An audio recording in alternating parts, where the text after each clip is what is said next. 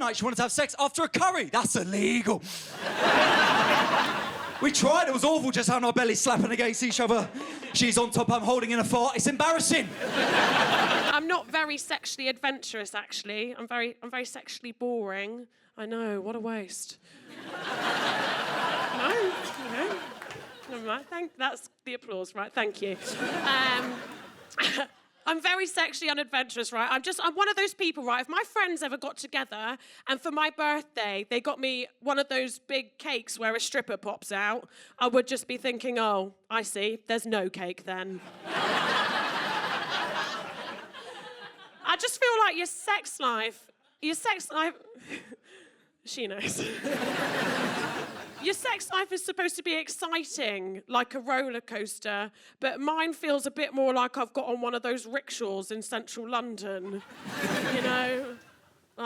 It seemed like a really good idea at the time, but now I just feel really bad for the guy.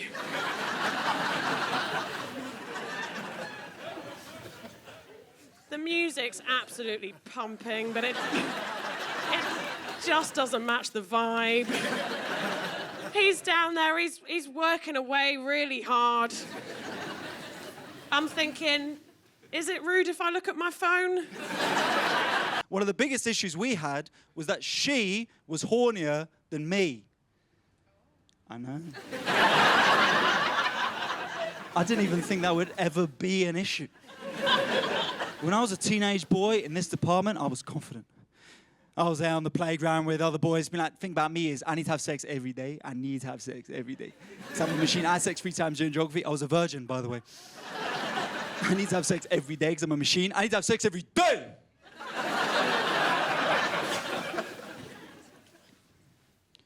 But when you're faced with the reality,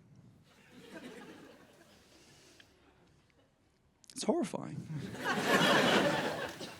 I had no problem with the fact she wanted to have sex every day. The problem is she wanted it to be good. I've got one good one in me a year. I need time, I need prep. One night she wanted to have sex after a curry. That's illegal. We tried, it was awful just having our bellies slapping against each other. She's on top, I'm holding in a fart. It's embarrassing. You ever run out of breath during sex? It's demoralised you there, like... I'm finished. Did you come? No, I'm just finished. I'm done. Oh, come on, Pleasance. I know you're a theatre bloke. Grow up. He's talking about sex. But, hey, we started drifting apart. Didn't have sex as much. I remember towards the end, as she switched, I wanted to have sex. She didn't. Fair enough. She said, I don't want to have sex. I just don't feel sexy. I don't think I've ever felt sexy. I can't remember a time where I've like hopped out the shower, caught a glimpse of my pale, hairy, ginger body and thought, well, she is a lucky girl, isn't she? Hitting this sweet piece daily, bow! Not even during sex do I feel sexy, I feel grateful. You ever caught a glimpse of yourself having sex? Oh my God, I'm so pacey, I look like a haunting. Jesus, paranormal shagtivity going on in there. One time I slept with a Nigerian girl, we were 69 and we looked like the yin-yang symbol. I know I'm not a full-blown woman because when I'm having sex, which I do sometimes, if I'm having sex and if I for 1 second remember that I'm having sex with a man, I'll come immediately. From the thought, you understand? It's too exciting. My favorite position is actually doggy style because I can giggle throughout it. Okay. Oh my God.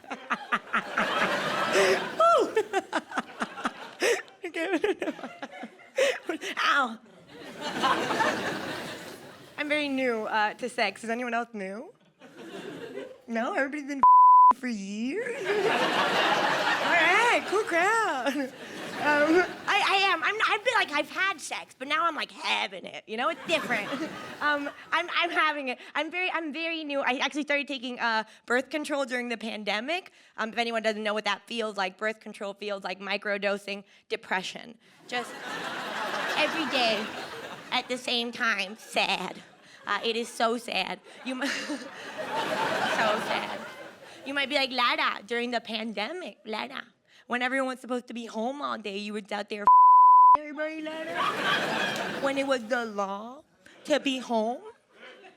Yes, I was, but if you must know why, it's actually because I have cysts in my ovaries. Thank you. And I read half an article that said that semen is actually soothing for the cysts, sort of like a cream.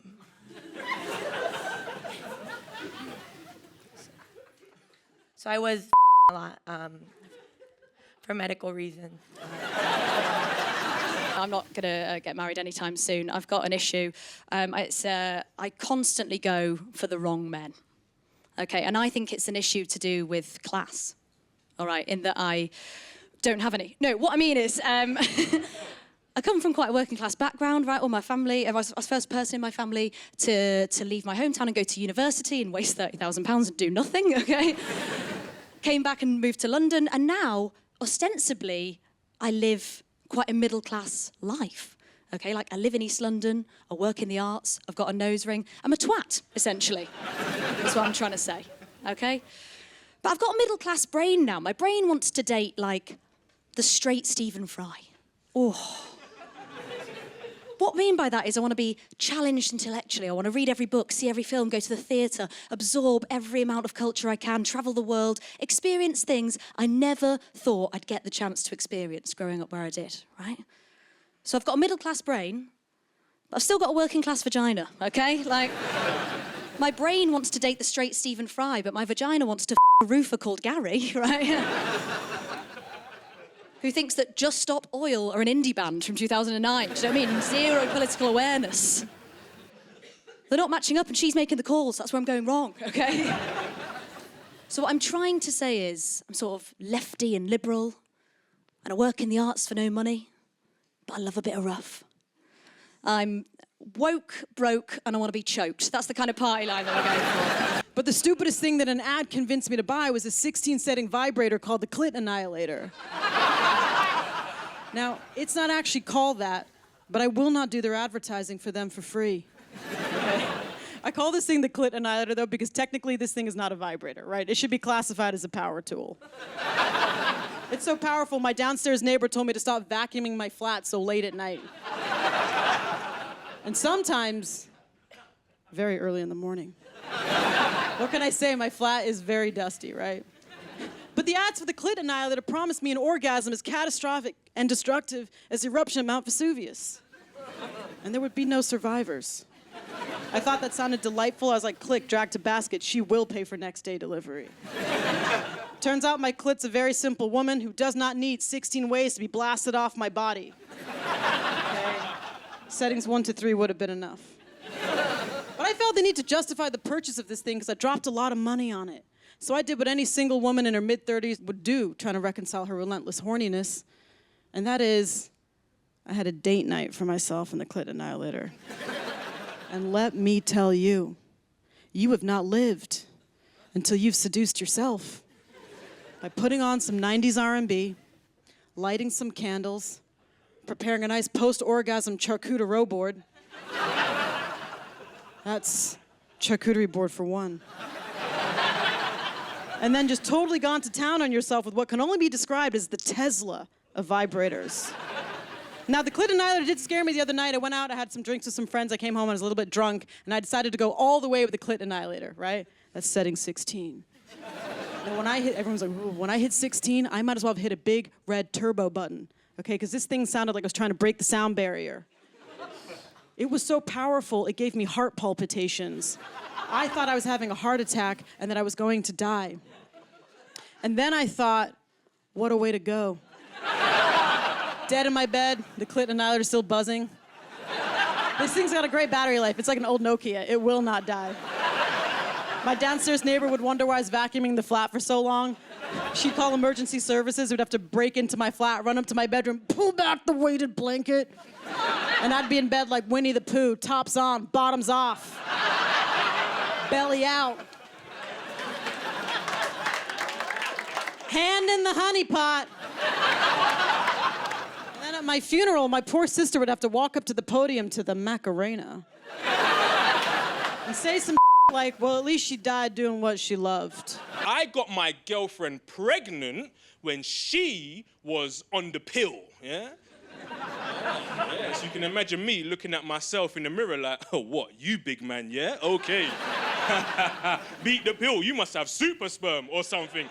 That's crazy that it made it all the way to the egg. That's mad. And they say, black people can't swim. You know what I mean? I beg to differ, man.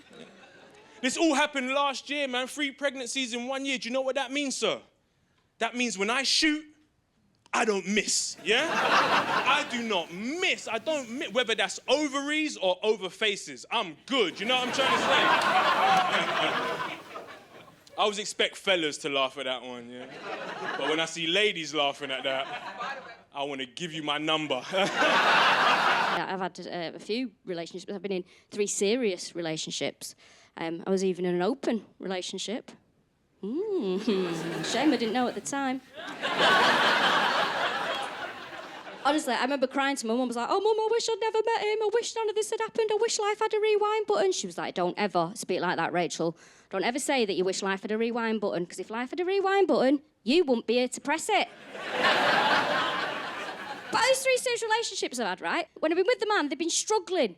Really struggling in life. We break up. They go on to better things. The first person, he was training to be a chef. I didn't think he was very good. He didn't think he was very good. Now he works for Gordon Ramsay.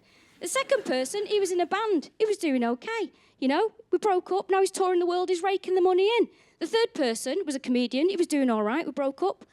I was on a TV show on American TV. And no, it's not James Corden. I've got standards before you start, right? But I'm not telling you this because I'm bitter, you know, and I'm not telling you this because I want you to feel sorry for me. The reason I'm telling you this is because I think that it's quite clear from those 3 examples that I've got a magic vagina. I'm a one-woman wishing well. I mean, if anyone in here's got any hopes and dreams, stick it in, see what happens. I'll wait near the toilets in the break. I mean, I don't discriminate. Ladies, I'll take a finger. And there is an element of danger being a Dominican woman seeking a Dominican man on the dating scene, and that number 1 danger, unfortunately, is incest. I hate to say it, because in the Caribbean community, there's no such thing as a stranger, really. Just a cousin you haven't met yet. Right? And this weighed heavily on my mind when I was dating. I was on a night out once. I met this beautiful guy called Daniel. Right? He looked like the love child of Anthony Joshua and Michael B. Jordan. Just a gorgeous man. Right? Gorgeous. Someone get a mop on standby, all right? Beautiful. So I wrapped my brains. I really like this guy. I don't have time to wait for blood test results. I don't. So I thought, what am I going to do? So I wrapped my brains and I did what any self-respecting woman would have done in that situation, right? I sucked his and I sent him on his way. The safest thing to do, right? Nah, my cum-chugging days are long done. Because I'm in a long-term relationship now. Yeah, I've been with my partner for nearly 10 years, right? And the head changes when you're in a long-term relationship, doesn't it? Actually, I do give head on occasion sometimes, but I give what I like to call long-term head, right? And long-term head is slightly different to that short-term relationship head. Short-term head, you're putting in the work. Working the tip, you're polishing the shaft, you're giving the balls a good scene to, aren't you? Yeah? Gagging on the You're putting on a show. It's nice, it's nice. There's a place and a time for it. Long-term head, that is efficient, it is effective, it is brisk. Top, middle, bottom, done. It is 7:50, sir. I would like to watch Interior Design Masters live. Pick up the pace, okay? All right? Actually, I give elite long-term head because I've got a very special skill, right? I can actually yawn while sucking a We can't all be God's favourites. I'm sorry, okay?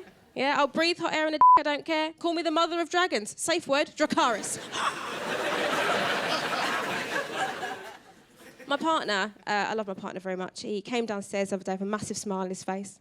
So me being the loving partner I am, I said what you say to your partner when they come downstairs with a massive smile on their face. They say, what the are you so happy about?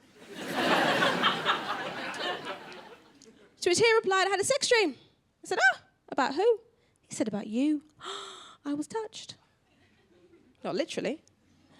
I thought, of all the beautiful women in the world, I must still be the woman of this man's dreams, right? Cute. Wrong. What it really meant was that the only way this poor sod could see me naked was a figment of his imagination. Gotta be careful with that porn, man. Gotta be careful with that that dangerous stuff. Ooh.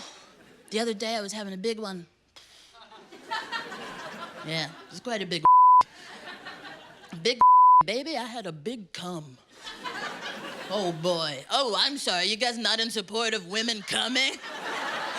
I'm sorry. I didn't know this was a crowd that was a fan of the orgasm gap.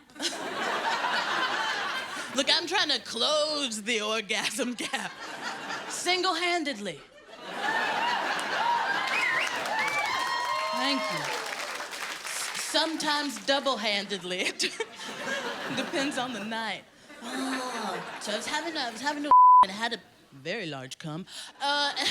You guys familiar with the term squirting? Yeah? Y'all have that here? Oh, I know some of you won't want to be outward about the fact that you know that this is a phenomenon. I know it's a bit awkward to admit in front of a group of strangers that you're a squirt enthusiast. That's all right, I get it. The other day I was doing this set, and this old man, he had to be like 70-something. During my whole set, he was real stoic. He was sitting like that. I thought to myself, wow, to be that zen, to be that unfazed by anything I say. After, he walked up to me, and he said, hey, young lady, I just want to say, good job up there. I said, oh, thank you. He said, I just feel like more people should talk about gushing. I said, gushing? Who's calling it that? I said, gushing? Excuse me, sir, I'm a woman, not a geyser. Oh, man, I had a big wank. I had a big cum, and I gushed on my floor. I gushed on the carpet. I just saw a man licking his lips. Okay. Hello, you thirsty? You're just happy to see me. I had a big cum. I had a big gush. I gushed on my carpet, and it was such a big cum, I passed out immediately. Now, that's a rookie mistake, because the gush dried into the carpet. Yeah, y'all, I can't get it out. I don't know what to do. I've tried everything. Vinegar, yes, ma'am, I've tried it. I got like 6 sprays off of Amazon. None of them have worked. This has become the most expensive cum of my life. It's horrible, man. And people say that the gush is not pee, but based off of the smell absolutely dominating my nostrils every time I go into my bedroom, I'm gonna have to disagree with that. Oh, it's wild, man. Do you know how embarrassing it is to have your most epic cum be self-inflicted? I wish someone else was there. I need a new floor now. Preferably not carpet. Because Mama is sitting on a water park. Oh, it's gonna be an awkward conversation to have with my landlord. Yeah, of course I'm renting. You think I'd be relaxed enough to gush if I had a mortgage?